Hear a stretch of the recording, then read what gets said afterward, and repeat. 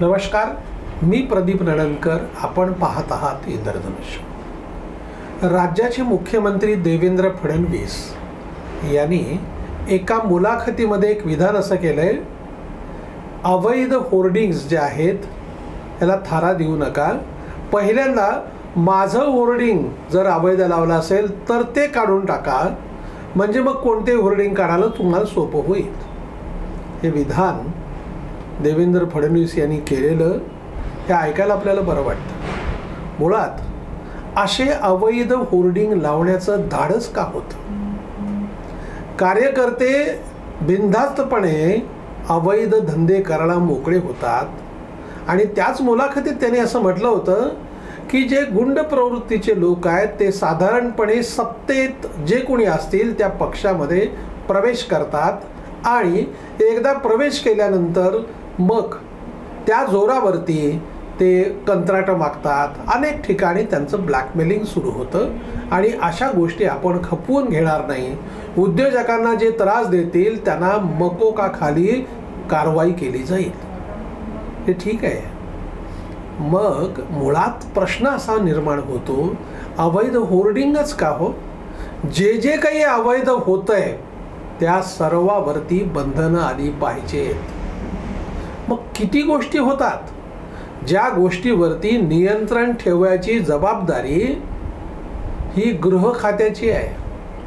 पोलिसांच्या हातून ज्या गोष्टी म्हणजे मटका सुरू आहे राजरोज, म्हणजे ह्या सगळ्या गोष्टी, वाहनांची हप्तेखोरी राजरोज सुरू आहे, हातबट्ट्या राजरोज सुरू आहेत.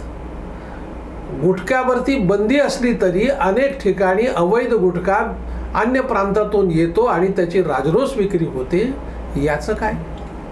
या सगळ्यावरती कडक कारवाई करण्यासाठीची यंत्रणा विकसित केली गेली आहे का? यंत्रणेला ते आदेश दिले गेलेले आहेत का? आणि मग असे आदेश दिलेले असतील आणि काहीच होत नसेल तर काय? दोष कोणाचा?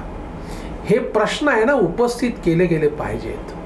देवेंद्र फडणवीसांकडूनच या अपेक्षा आहेत ते काही चांगलं करतील. कारण त्यांनी असं म्हटलं की माझं होर्डिंग जर अवैध असेल पहिल्यांदा ते काढायला सांगा. ही चांगली बाब आहे. पण हे जे सगळं लागतं ना, आजही सगळ्या महापालिका नगरपालिका क्षेत्रामध्ये अवैध होर्डिंग आहेत. ह्या होर्डिंगचं जे स्ट्रक्चरल ऑडिट करायचं आहे ते स्ट्रक्चरल ऑडिट किती होर्डिंगचं केलं गेलं? सरसकट कुठल्याही MSEBच्या पोलवरती, रस्त्यावरती अन्य जे पोल आहेत किंवा खांब उभा करून ते जे लावले जातात जाहिरातीचे फलक, त्याच्यावरती निर्बंध कोणाचा आहे? नियम सगळे आहेत. रीतसर परवानगी घेतली पाहिजे, ते परवानगी घेतलेला क्रमांक तिथं लिहिला पाहिजे, पण याची अंमलबजावणी होते कुठं? महापालिका किंवा नगरपालिकेच्या यंत्रणेला ते फलक काढण्यामध्येच त्यांचा खर्च होतो. मुळात असे फलक जर लावले गेले त्याच्यावरती दंडात्मक कारवाई करण्याची देखील तरतूद आहे. असं किती ठिकाणी दंड होतं? कारण हे सगळे कुठल्या ना कुठल्या राजकीय पक्षाचे कार्यकर्ते आहेत आणि ज्या कुठल्या संघटना आहेत त्यांचा एक दबाव गट असतो आणि त्यामुळे ह्याच्यावर कुठलीच कारवाई होत नाही. हे सगळ्यांना माहीत आहे, उघड गुपित आहे आणि त्यामुळे लोक बिनधास्त वावरत असतात. पण शासनाचा कारभार हा असाच चालायचा असतो. पूर्वीही असाच चालत होता, आत्ताही तो तसाच चालतो आणि यापुढेही तो तसाच चालत राहील. हा जर संदेश समाजामध्ये जर गेला तर मग या सगळ्या व्यवस्थांमध्ये बदल कधी होणार? जे आज बीडमध्ये घडत आहे त्याच्यावर जर नियंत्रण केलं नाही तर उर्वरित जिल्ह्यातल्या लोकांना पण असं वाटेल, अरे तिकडे एवढं सगळं होतंय, आम्ही का नाही करायचं?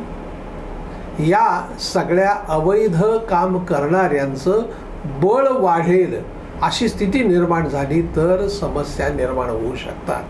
आणि म्हणून शासनाने तातडीने या सगळ्यावरती निर्बंध लावले पाहिजेत.